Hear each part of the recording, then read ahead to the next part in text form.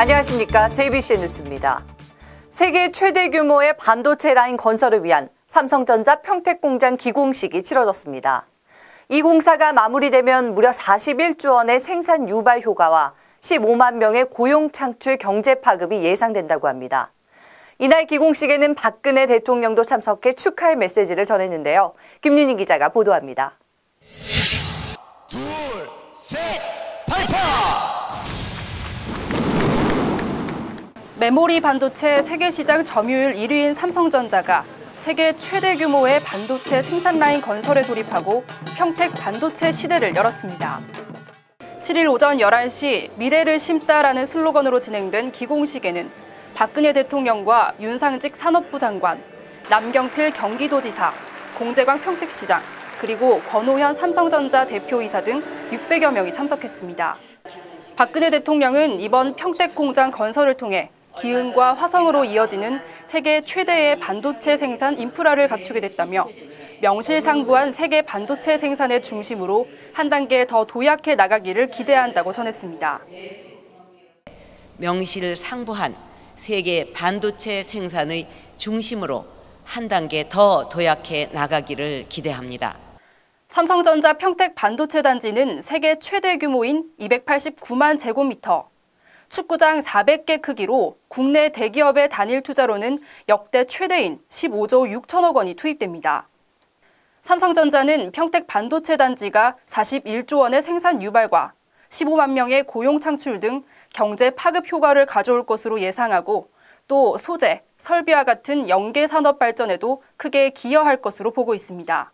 세계 최대의 첨단 반도체 클러스터를 구축함으로써 국가 경제 발전과 IT 산업 발전에 기여할 수 있도록 최선의 노력을 다할 계획입니다. 평택에도 역사에 남을 기록이 됐습니다. 공재광 평택시장은 삼성전자의 투자는 지역 경제에 많은 도움이 될 것이라며 기업이 요청하기 전에 먼저 다가서는 마음으로 고품격 행정 서비스를 제공하겠다고 말했습니다. 고품격 행정 서비스를 제공할 계획이고요. 또한 우리 관내 기업체 1,800 기업체와 융합을 통해서 시너지 효과가 나타날 수 있도록 모든 노력을 다하겠습니다. 이번에 신설되는 평택 반도체 라인은 최첨단 기술을 접목한 친환경 라인으로 조성되며 2017년 상반기에 모든 공사를 마치고 본격적인 가동에 돌입할 예정입니다. JBCN 뉴스 김윤희입니다. 이번엔 평택시 의원 간담회 소식 전해드리겠습니다. 6일 열린 회의에선 평택시 현안 사업 10가지에 대한 내용이 다뤄졌는데 그 분위기가 행정사무감사 수준이었습니다. 심지어 가축분뇨시설 사업 설명에 나선 간부 공무원은 거짓말이 들통나면서 공개적인 망신까지 당했습니다. 정태석 기자입니다. 첫 번째 내용은 고도 국제화지구 일반 산업단지에 추진될 공업영수관 건설 사업에 대한 우려였습니다. 무려 25년이 넘은 기존 노관이 공업영수관으로 역할을 할 수 있는지 또 사고 위험은 없는지가 질문의 요지였습니다. 계속 노후된 관을 그대로 갖고 우리가 왔을 때 혹시라도 그런 문제가 또 터지게 되면 삼성전자도 큰 문제가 되는 거예요. 별도의 1600mm 관을 저희가 묻어서 공급하게 됩니다. 그래서 그 관들은 이제 신규로 설치되는 관이기 때문에 당분간 이제 관 파손이나 이런 걸로 인한 그 공급의 우려는 없는 거로. 이번엔 용인과 안성, 평택시가 오랜 시간 동안 논쟁을 벌여왔던 송탄 유천 상수원 보호구역 일부 해제에 대해서도 논의됐습니다. 현재 용인과 안성, 평택시가 상생협력 방안을 골자로 추진하고 있는 공동연구 용역 시행 합의는 전면 중단해야 한다는 게 중론이었습니다. 그렇지만 평택 시민을 위한 수질 오염 개선 등과 같은 철저한 대안책이 나온다면 굳이 고집만 부릴 일은 아니라는 의견도 제시됐습니다. 최소한 그런 유기적으로 좀 움직일 수 있는 거를 우리가 좀 구체적으로 좀 갖고 있었는데 그런 게 지금 우리는 아무것도 없는 것 같아요. TF를 만들어서 늘 함께 회의를 하면서 추진하도록 그렇게 하겠습니다. 가축분뇨 시설 추진에 대한 설명에선 말 그대로 의원들의 집중 포화가 이어졌습니다. 심지어 행정사무감사 수준으로 치닫습니다. 오명근 의원은 작심한 듯 의미심장한 질문부터 던졌습니다. 축산 분뇨 때문에 참 농촌의 전형적인 마을이라고 이사 왔다가 다 몇 달이 다 도망을 가는 게 현실입니다. 알고 있죠? 최대한 주변 분들한테 피해가 안 주는 시설로 해서 설치하도록 노력을 하겠습니다. 김기성 의원은 오명근 의원을 지칭하며 동료 의원이 이렇게까지 화를 내는 모습을 처음 봤다며 지원 사격에 나섭니다. 그래서 그 피해 지역의 주민들에게 어떻게 할 거냐에 대한 대안을 제시해 드려야 되는 거예요. 이걸 그러면 면동마다 다 해가지고 그러면 시청 앞에다 한번 해보지 그러면? 이어 6천 명이 넘는 주민들이 반대 서명까지 내세우며 강력히 반발하고 있는데도 이 사업을 추진하는 의도가 뭐냐며 몰아붙였습니다. 그러더니 아예 강도를 한층 더 올립니다. 그리고 이어진 질문은 경북 김천 가축분뇨시설 견학을 다녀왔는데 그 악취 수준이 어느 정도냐고 따져 물었습니다. 지형도 모르고 숫자도 모르고 이렇게 해서 어떻게 하겠습니까? 이거 정말. 김천시설이 훨씬 나도 또 해창이라는 그 회사가 기계가 6개월 만에 고장이 나서 난리가 났습니다. 우리도.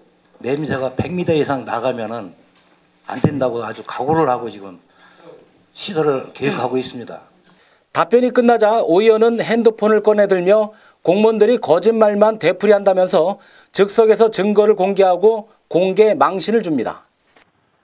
뭐 나만 뭐 거기 혼자 갔나? 다른 사람들도 다 냄새 나는 걸 냄새 난다고 그러지 안 난다고 그래요. 이날 회의에선 평택 지원특별법을 연장하거나 개선하는 내용 등을 담은 연구 용역 추진에 대해서도 거론됐습니다. 한시법으로 제정된 평택 지원특별법은 오는 2018년 12월 말이면 그 시효가 만료됩니다. JBC 뉴스 정태석입니다. 경기 용인시가 규제개혁 우수 지자체로 선정됐습니다. 제5회 경기도 장애인 체육대회가 개최됩니다. 세교동 주민센터에서 어버이날을 기념한 세교동 경로잔치가 마련됐습니다. 이상 간추린 뉴스입니다. 6일 오후 2시 청와대에서 열린 제3차 규제개혁 장관회의에서 경기 용인시가 전국 우수 지자체로 선정됐습니다. 이날 발표자로 나선 정찬민 용인시장은 건축과 창업 분야를 개선하기 위해 용적률을 상향하고 녹지 지역의 입지 제한을 해제하는 등에 대한 자발적인 규제 개선 사례를 설명했습니다. 정찬민 시장은 앞으로도 각계각층의 의견을 수렴하고 기업과 시민이 피부로 느낄 수 있는 규제 개선에 총력을 기울이겠다고 말했습니다. 제5회 경기도 장애인 체육대회가 7일부터 사흘간 치러집니다.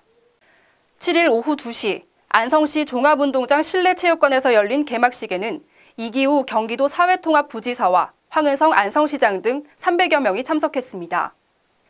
이번 대회에는 31개 시군 2,083명의 장애인 선수단이 16개 종목에 걸쳐 경합을 벌이고 종합 순위에 따라 1위에서 3위까지 시상이 이뤄집니다.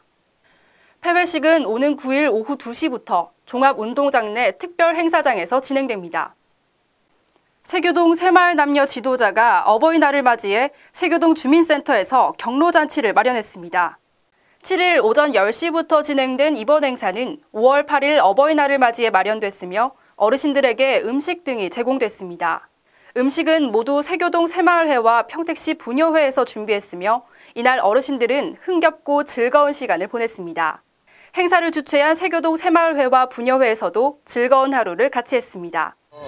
원로인 어르신들을 모시고 근원인 이분들을 모셔야만이 우리 뒷사람도 따르지 않을까 해서 효도단체를 열게 됐습니다. 총장님, 바르게 살기 회장님들이 이렇게 일손을 같이 도와주니까 더불어서 이렇게 하고 있으니까 모든 분이 다 감사해요. 오늘은 어버이날입니다. 선물을 뭘 사야 하나 고민하시는 분도 계실 텐데요. 선물보다 더 중요한 건 마음이 아닐까요? 오늘 부모님께 사랑한다는 말 꼭 전해보시기 바랍니다. 뉴스 마치겠습니다. 고맙습니다.